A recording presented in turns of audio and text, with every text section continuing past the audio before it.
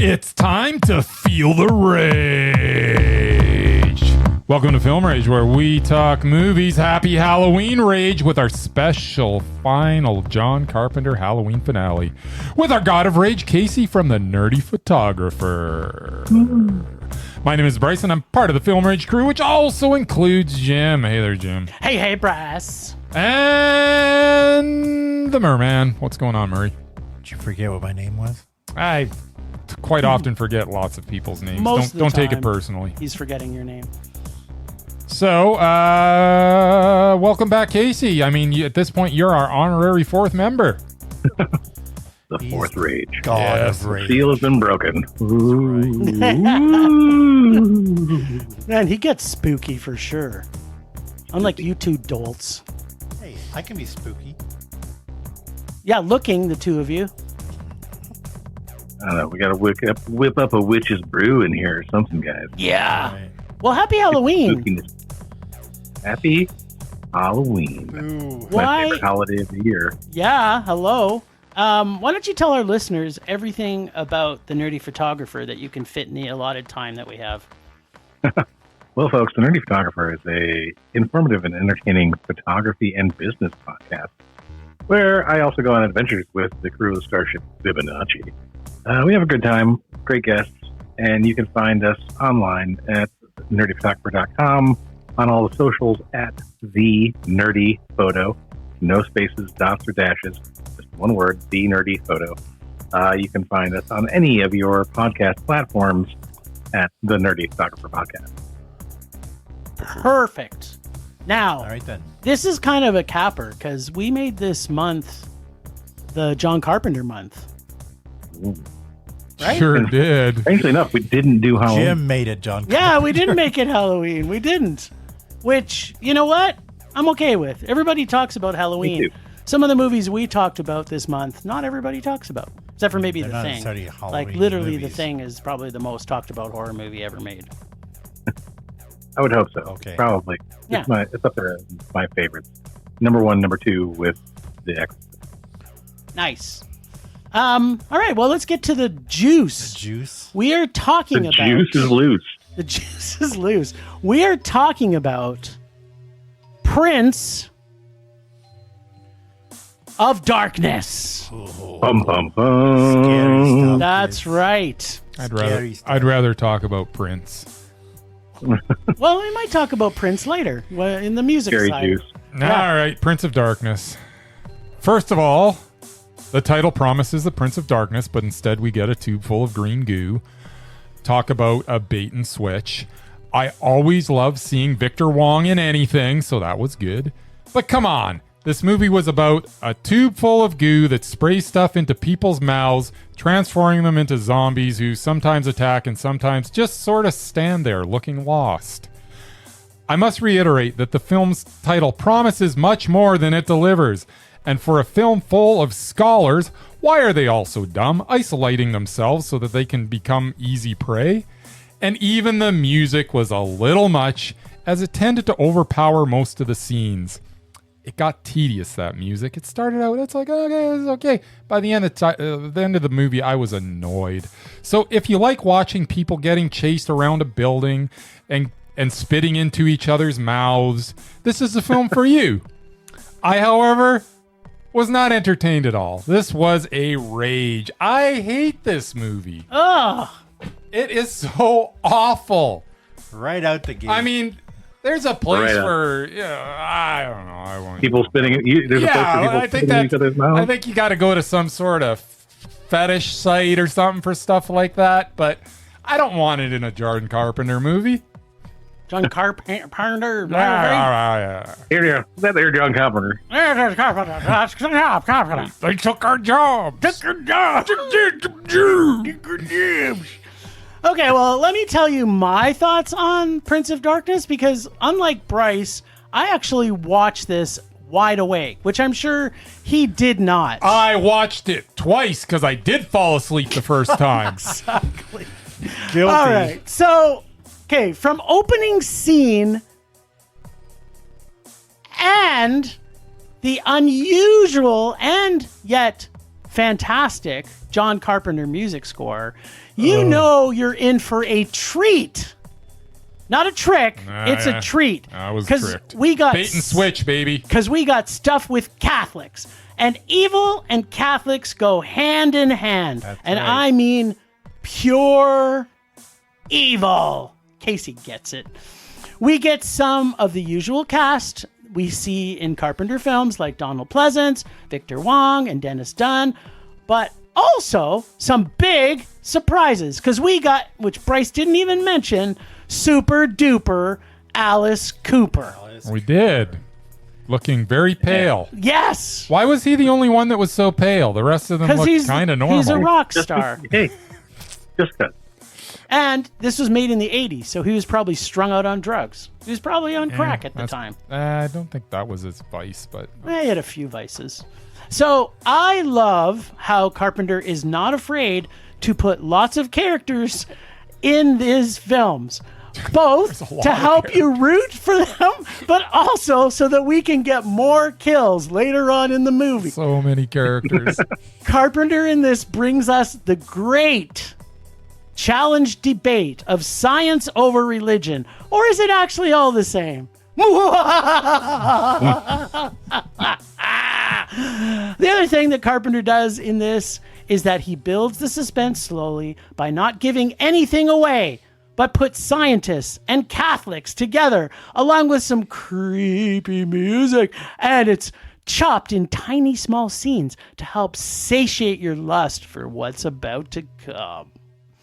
I also love that even back in 1987, Carpenter has a very diverse cast filling out both the homeless and the educated, which I imagine if you go back to 1987, you will not see this diverse of a cast in any film, period. That's true. Plus, you get people of other ethnicities that actually live at the end.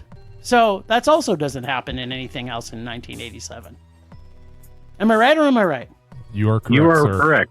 Yeah. We even managed to get some, ethnicity on ethnicity jokes. Yes. Exactly. Such a good joke. Exactly. We get creepy worms and bugs and zombie-like homeless, along with the raggedy old lava lamp in the basement, and a moon during the day that seems to hold everyone's attention. All the while, more and more sensations of evil permeate the essence of this film and the characters. Also, when a physicist says, an evil lava lamp is alive and active, don't try to think of it. It's a draft of air or an anomaly. No, it's Satan. That's what he thought it was. He was doing his science thing. Yeah. He's like, hey, this is a real thing. Yeah, This is not. this is evil. It's Satan. It's a satanic lava lamp. This film, to me, has all the same makings of a Hitchcock film. We have an evil that we know has something that it's planning, but we don't know what. All the while, our suspense is slowly building as more and more of the story is revealed. The deaths are both fun and scary and funny at times, and carries out with some awesome, and I mean awesome, Carpenter music score. I freaking love this score. I know that it's annoying, but that's part of the reason why I loved it. Plus, we learned the euphemism for sex in 1987 is on their way to the Chinese restaurant, which they actually reference when he's. Everybody knows that scene. Everybody. We also learned never to trust the possessed homeless people, and Satan is real. There, I said it. I freaking love this movie, the pacing, the clash of science and religion, and of course, the ending and its ambiguity. The second in his apocalyptic trilogy is also Mondo, just like the thing we discussed a couple weeks ago. I guess we need one more review, because we obviously have to now also have to do the Mouth of Madness. Yeah. Well, funny that you should bring up the Mouth of Madness. Are we to me now? Is It's your turn. It is you. Throwing to me? Yes. Well, my review of this movie is called Pray for Death. Or, has anyone seen Susan? Radiologist, glasses. The glasses. With Prince of Darkness, John Carpenter once again delves into Lovecraftian horror as only, well, maybe not only, but he and Guillermo del Toro can. While The Thing and In the Mouth of Madness may be more obvious Lovecraftian stories, Prince of Darkness, with the inevitable conquest of the demon/devil from another dimension, or maybe it's from space. Hey, Jesus was an alien. Who knew? Is an obvious homage to the master of eldritch horror. As a young man, I was drawn to this film by the presence of Alice Cooper in the cast. He was prominently featured in the promotion of the film, even appearing on posters and the VHS and DVD jackets of the movie. However, Alice does not feature quite so prominently in the film itself, which is fine. The cast is headed by the always great Donald Pleasance and the equally amazing Victor Wong. They're joined by a group of graduate physics students, including another Big Trouble alum, Dennis Dunn, TV actor Jameson Parker, and actress Catherine Danforth, who looks like she could be SNL alum Chloe Trost's mother. I don't know how familiar you guys are with recent SNL, but I was like, holy shit, she looks exactly like her. I looked it up. They're not in any way related. But what of Alice Cooper? He plays the de facto leader of the army of unhoused and apparently still controlled by the green goo in the basement of a Los Angeles church. But hey, have any of you guys seen Susan? I couldn't find Susan for most of the movie. Radiologist? I couldn't Glasses? find her. Radiologist, glasses. I couldn't find Where her. was I? Oh yeah, the green goo, which somehow got transported from the Holy Land to Spain to Los Angeles by, and I have to say this is the most badass name for a religious sect I've ever heard, the Brotherhood of Sleep. Yes. When the last member of the Brotherhood dies, Dr. Loomis teams up with Egg Shen to study the goo with the help of non-Gerald McCraney Simon brother. That's right. The other Simon brother. Yeah. What really scares me about this film, what really has always scared me about this film, is the inevitability of evil winning. Much like Carpenter's more famous creation, Jason from Halloween. Not Jason. What? Michael. Yeah. Michael Myers. Michael Myers. They're all the Sorry. same kind of. The other one. The other evil in this stabby film guy. keeps slowly and steadily moving forward, taking over more and more people. It doesn't stop.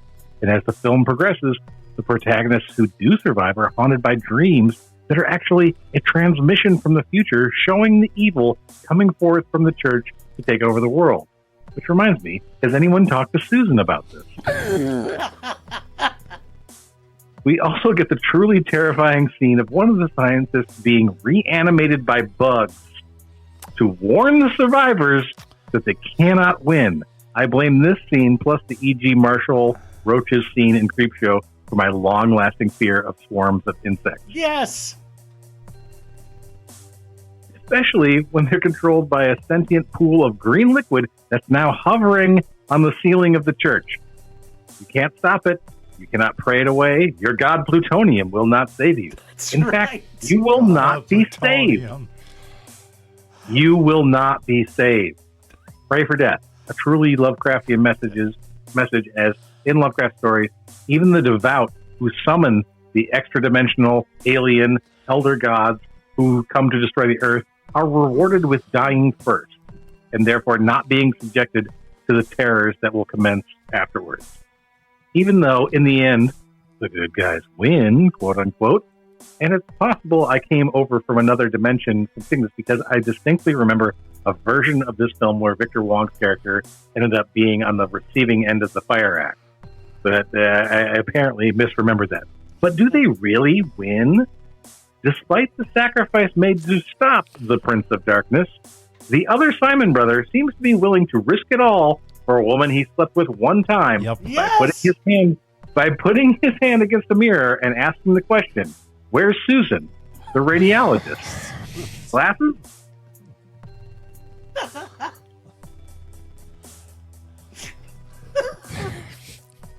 Have any of you seen Susan? No one's seen Susan. Susan. Although I do have to say she must have been quite the lay because he was super infatuated with her. Dude, like, he just keeps saying, everyone keeps saying, "Where's Susan? Have you seen Susan?" Radiologist, glasses.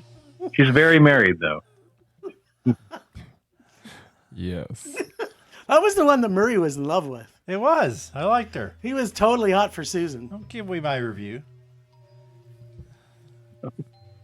I'm done. You're done. Well, what did So, you is what that did you Mondo? give it? Is this a Mondo? Oh, it's a Mondo for me. I Of love course it. it's a Mondo. This film is so brilliant. Mondo, man, come on, that opening alone, where you have like a 6-minute credit sequence at the beginning, where you're getting all of this backstory without a word being spoken. Exactly. All right. You're up, Merman. Okay. Now, this is Look. Merman does not know a lot of Carpenter, so I know some. yeah, you know a few.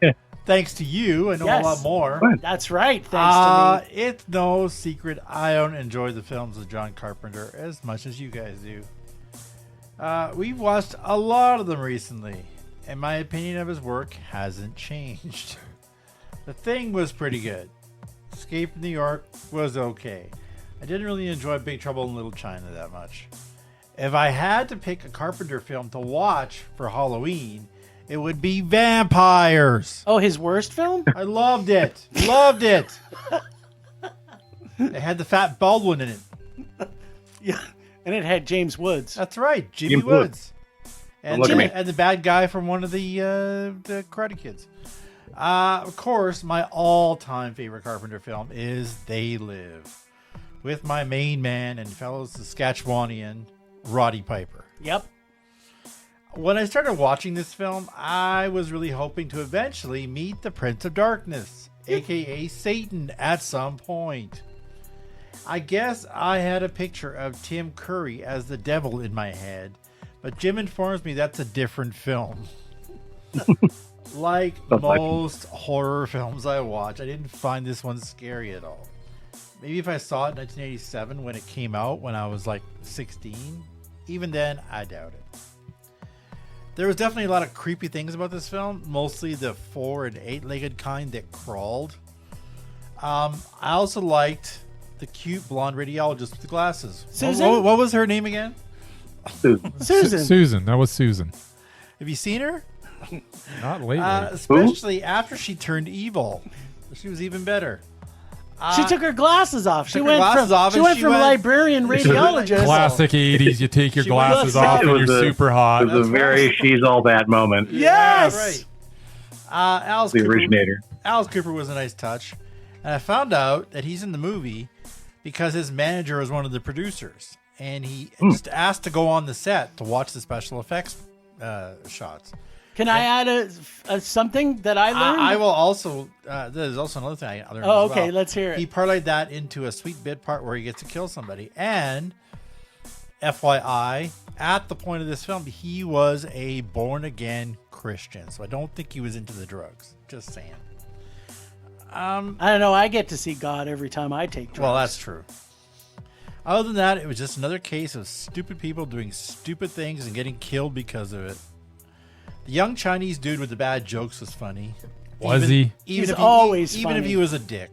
It's I terrible. guess it was a decent meh. All As right. usual, the best part was watching it with my buddy Jim. That's true. So another fun fact is the bike that he killed the dude with was his bike. Alice Really? Cooper brought his bike to the set so he could stab people with it. all right. Which How do you makes- know that that's like? Did he, Oh, that's one of the trivia It's one of the facts trivia when facts. you do some looking into it. hmm. Yeah. You He say took the uses front it- out. He took the you front say- end off his bike. Yeah. You say he uses it on stage in his act? Yeah, I think he did bring it on. I don't know what he's doing with it on stage with him, though. Why would He's he- probably doing the same thing to himself on stage. He's a fantastic. Like, listen, Alice Cooper in the '80s Oh, and '70s, the show's fantastic. He's a magician. Yep. He like does lots of like horror stuff in it, and that is part of the reason I think I went and saw this film when it came out, because, like I said, he featured prominently in the advertising, but not so much in the movie itself. He Which didn't have was a any little, didn't have any lines. and he like stared menacingly, and I think that he looked pale because I think that was just what they went for with that Yeah. character, or he was very pale at the time. Who knows? Yeah. What? Okay, so obviously Bryce doesn't have much to say about this, but oh, I like- could talk for a while, but it's not. Nothing they want to hear. nothing you wanna so hear. this is a movie that I saw in cinemas when it came out. As did I. And the moment that I saw it, I instantly thought, this is my new favorite horror movie. The moment I saw it, I have owned this. It's I one of those forgot ones about it. I watch it every single year because I came from a place of faith. So for me, it just carries so much weight, and the fact that I am so anti-Catholic. It's too sciencey for me. I've avoided it until a few days ago, where I was forced to watch it again. Nice. I think there's something really interesting there. Also, grew up Catholic. There's something there to be said about faith and about Donald Pleasance's character, where he's going like, why didn't they prepare us? Why didn't they tell us? Because they what covered was everything coming? up. Yeah, like why was? Well, the thing is, what we find out at the beginning is the Vatican didn't even know about this. It was only the Brotherhood of Sleep who knew anything about it.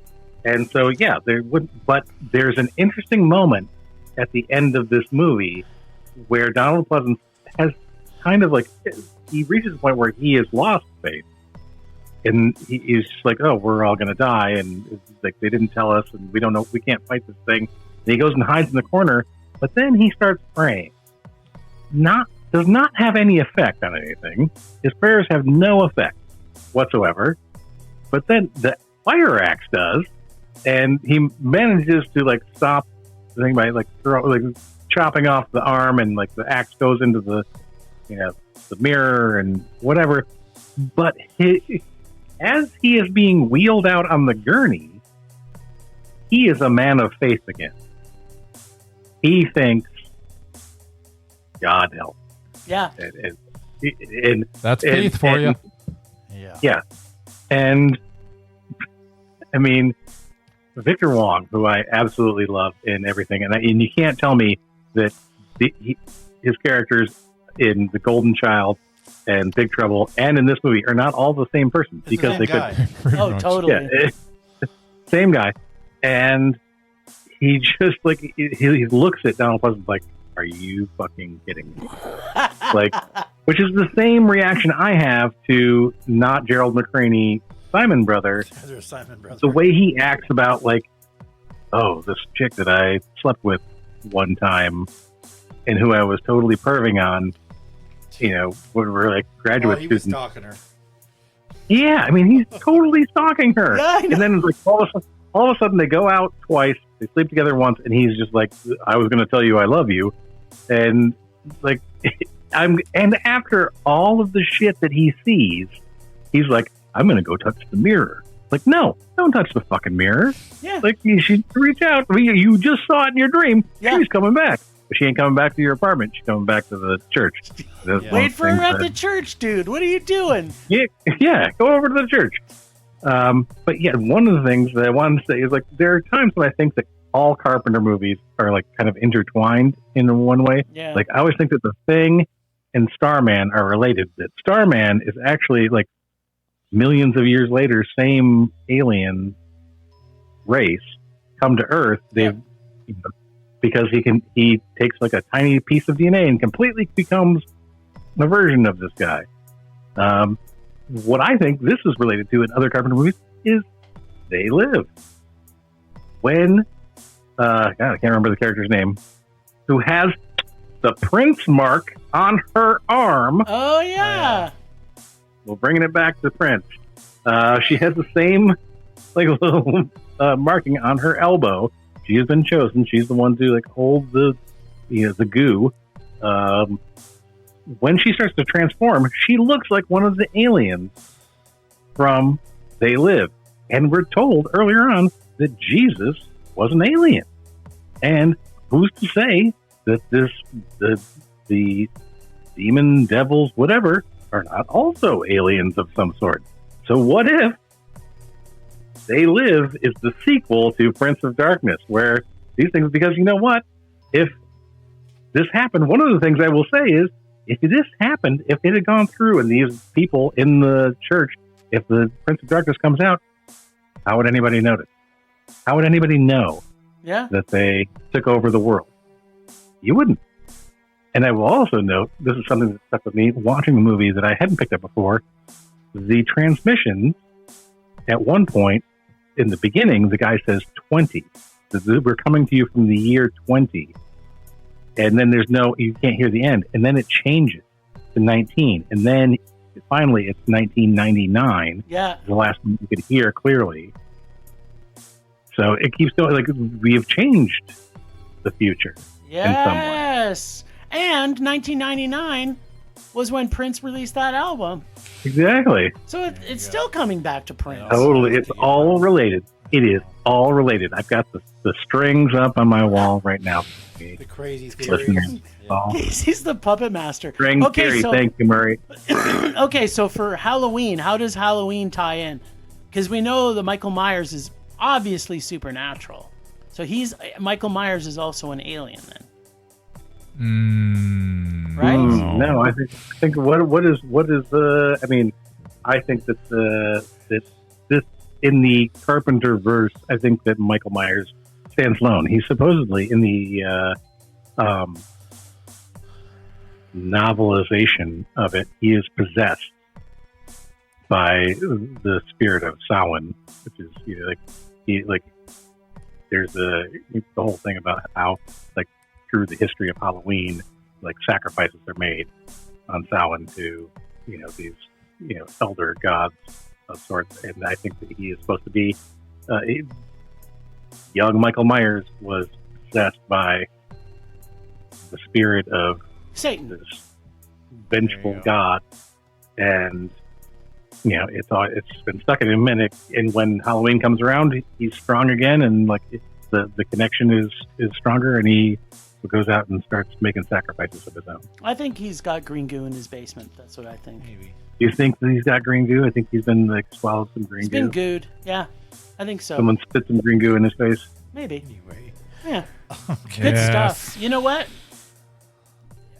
It's too bad Bryce didn't like this one, but I'm glad I we wasn't made him crazy watch about it. either. Mm. All right. Mmm. Are we moving on? Temperature rising.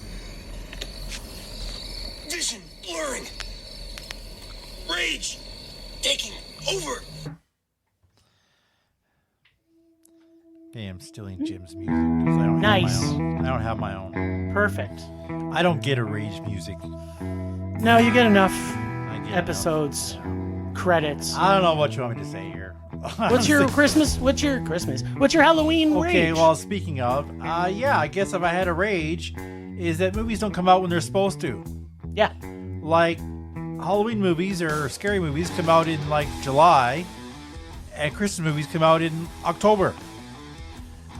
Case in point, the Terrifier next 3? vampire movie, which I haven't seen a good one in a while. When's that coming out? Nosferatu? Christmas!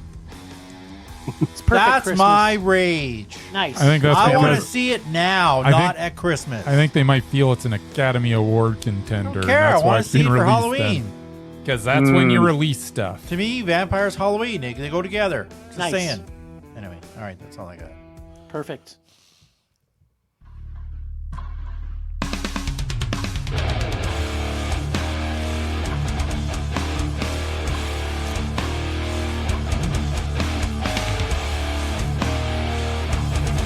You guys are bopping your heads. I don't think I can hear what you're hearing. They're not saying nothing. All right. So my Halloween rage is something that I've probably raged about before, but horror movies should not be over 2 hours long. They shouldn't be over an hour and 40 minutes long. Yep. They shouldn't be over an hour and 35 minutes long. Horror movies should be about 87, 88 minutes tops. Unless it's some sort of high concept or it's based on a novel, if it's like Silence of the Lambs, classic, or, Twilight, then it's okay. But horror movies in general, especially if it's just an original concept that they've come up with, made a horror movie, once you get into that after over 90 minutes, it is diminishing returns from then on in. So everybody out there that's making a horror movie, stop making 2 hour and some odd minutes. I just watched Smile 2 that was like 2 hours and 7 minutes. It was 40 minutes too long. There you have it. Spoiler alert. That's my rage. It's all for streaming, brother. It's all for Yep. streaming. Yep. All right. All right, Mr. Casey. Well, I just have to say that my Halloween rage is that the humor is lost in horror films Yes. anymore. Like people don't know how to do humor in a horror film. There is such thing as horror comedy, which I would say Evil Dead 2, Army of Darkness is a great example of horror comedy. Yep. But there's also a certain element of humor that needs to be present in horror films.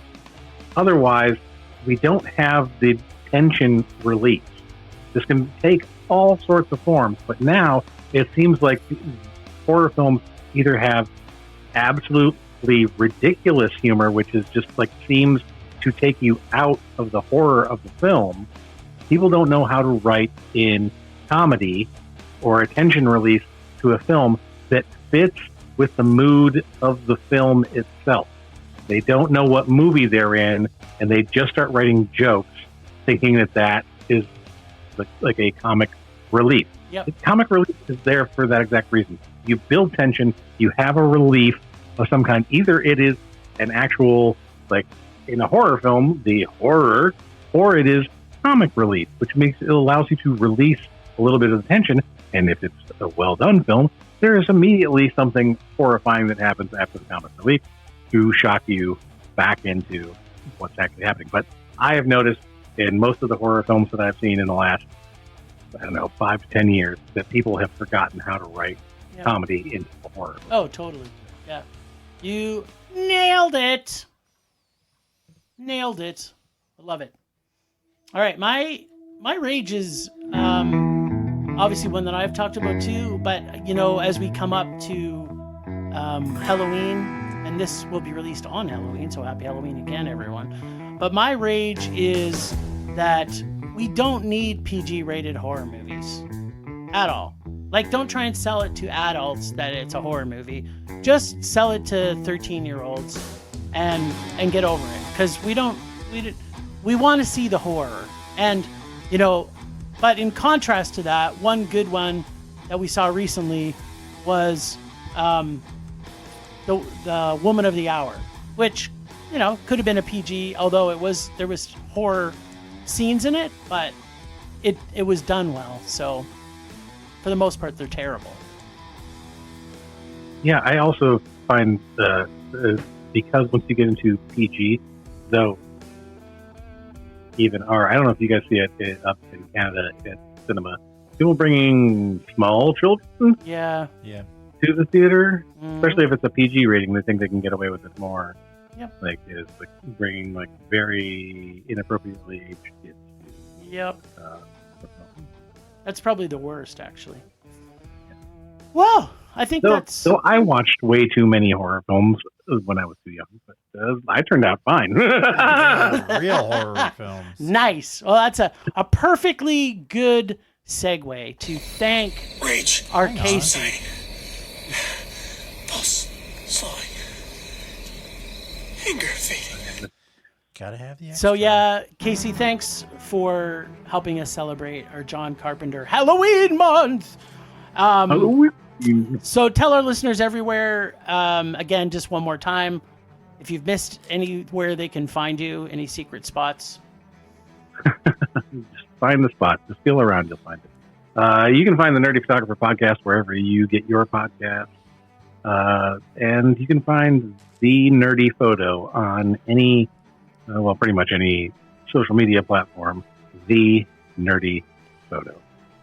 Awesome. Thanks, buddy. All right. Well, happy Halloween, everyone. And thanks, Ragers, for listening. Thanks to our extended Film Rage family, who you can find in our show notes, especially our God of Rage, Casey, the nerdy photographer. Find us on social media everywhere at Film Rage YYC. Check out everything Film Rage at filmrageyyc.com, including our merch site for Redbubble and TeePublic. We're always wanting to make this a raging blast for all listeners, so please, please, please reach out on socials. Dare us to see terrible movies to fuel our rage. But no matter what you do, please, please, please, pretty please, please, please, make us rage. That's it for this Halloween season. Rage on! Has anybody seen Susan? Rage on.